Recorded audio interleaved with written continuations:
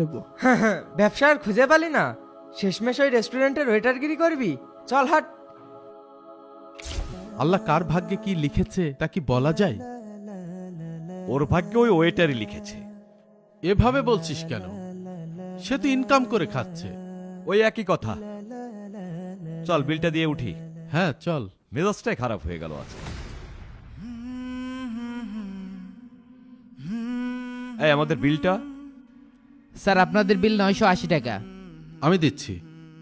আরে না, আমি থাকতে তুই দিবি কেন? আমি দিচ্ছি। এই নাও, এটা হচ্ছে বিল।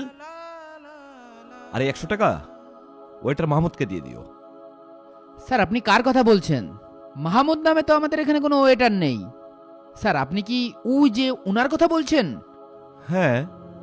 সরি স্যার, এই টাকাটা আমি নিতে পারবো না। কেন? স্যার মাহমুদ স্যার তো এই রেস্টুরেন্টের ওনার। কি? আপনার বোধহয় কোথাও ভুল হচ্ছে। স্যার আমার কোথাও ভুল হচ্ছে না। মাহমুদ স্যারের এইরকম সারা বাংলাদেশে আরো 20টি ব্রাঞ্চ আছে। উনি তো মাঝে মাঝে রেস্টুরেন্টে আসে কাস্টমারের কাছ থেকে রিয়েল টাইম ফিডব্যাক নেওয়ার জন্য। স্যার আসসালামু আলাইকুম। ওয়ালাইকুম আসসালাম। ম্যানেজার, স্যারদের কাছ থেকে বিল নিয়েছো? জি স্যার। আচ্ছা ঠিক আছে। জি।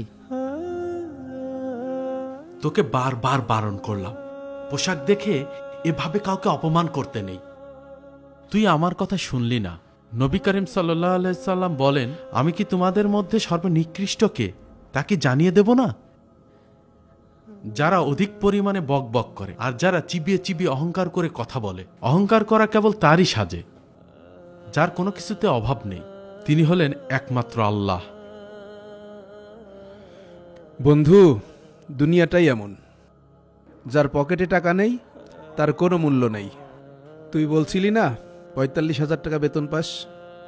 আমার সারা বাংলাদেশে স্টাফদের বেতন দিই 45 লাখ টাকা। বন্ধুরা ভিডিওটি শেয়ার করে সবার মাঝে ছড়িয়ে দিন।